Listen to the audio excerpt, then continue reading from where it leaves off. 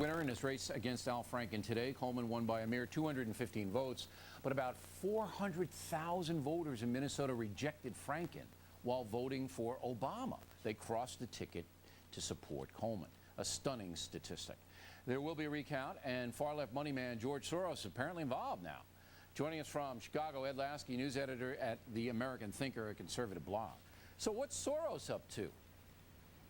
Well, the role of George Soros is being achieved through two separate organizations, something called the Secretary of State's Project, which is a group of political activists formed in 2006 to elect Secretary of States in 5 key battleground states, including Minnesota. The second organization which George Soros and his allies are involved in is something called the Alliance for a Better Minnesota.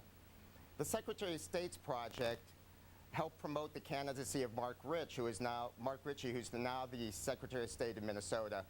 So Soros had, in his money, set up an apparatus that helped the current Secretary of State in Minnesota, who is obviously a Franken sympathizer. However, the governor, to be fair, Pawlenty says, it's an honest count. We're watching it. We got people everywhere. So I believe Pawlenty is a good man. But how much money is Soros putting into trying to get Franken elected? Do you know the dollar figure on it? Well, the Alliance for a Better Minnesota, which has been active throughout the campaign between Coleman and Franken, received $130,000 through a group called the Fund for America, which George Soros funded to the tune of $3.5 million. It's hard to fathom or pinpoint exactly how much George Soros has devoted to the Franken campaign. I know this Thursday he's having a fundraiser with Al Franken in New York City to raise money for the recount efforts, which promises to be a very expensive So Soros is having a fundraiser here in New York, where I am. I hope I'm invited to that. Somehow I doubt it, but maybe we'll send someone over for Franken to get money. So there's no doubt that Soros does what he always does. He sets up these phantom organizations all over the country. He funds them, he and other guys like the head of Lewis, former Progressive Insurance guy. There's 4 or 5 others. They put a lot of money in, they cherry-pick their guys, and what they did in Minnesota was attack Coleman, right? That group that you mentioned, the Better Minnesota group, they just took out ads attacking Coleman just day in, day out, right?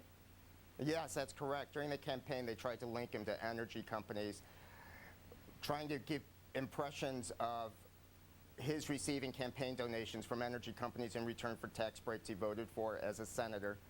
There were also spurious allegations about fundraising mishaps in the Coleman campaign. And all of this was brought to the public's attention by Soros's group to try to get Franken elected. Now, there's nothing illegal about this, though, Mr. Lasky. I mean, Soros's game in the system, we all know that. He's creating all of these groups all over the country to get whatever he wants done. But it's legal, right? It's legal.